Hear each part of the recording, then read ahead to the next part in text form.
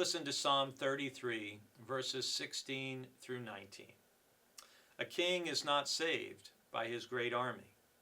A warrior is not delivered by his great strength. The war horse is a vain hope for victory, and by its great might it cannot save.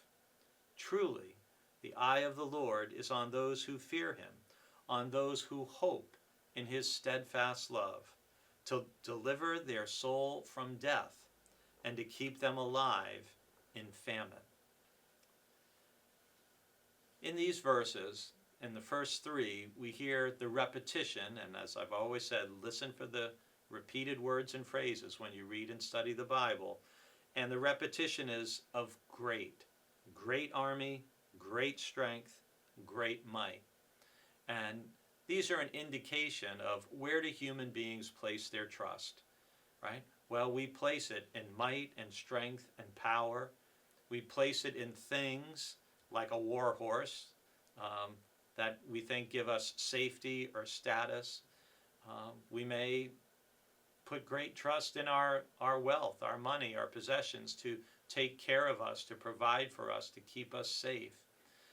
There are many ways where we can delude ourselves, frankly, if we think, well, if we just do this, then we'll be safe. And yet, Psalm 33 says, truly the eye of the Lord, it's not on the mighty, it's not on those who are physically strong, it's not who has the biggest, strongest, most courageous war horse. It's on those who fear him, who hold God in awe and reverence and respect, and who hope in his steadfast love. Really, all of Psalm 33 is an invitation to us to place our hope and our trust in this God who is so worthy of our trust. The God who, as we heard earlier in the psalm, is upright and faithful, just and righteous, who's known for God's hesed, for God's steadfast love, which fills the earth. There's no part of creation that God's love doesn't extend to.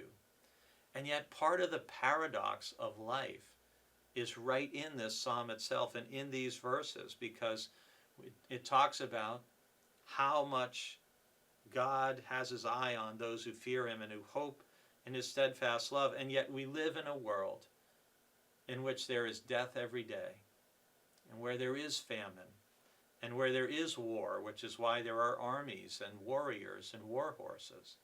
And so in this life where there is death and brutality and violence and hunger and hardship, we all ultimately have to make a choice about where we're placing our foundational trust. What are we going to build our life on? Is it on our own strength? Is it on our own material resources? Is it in a king or an army? Or are we going to place it on God and trust God both in life and in death? Psalm 33 says, place your trust in God.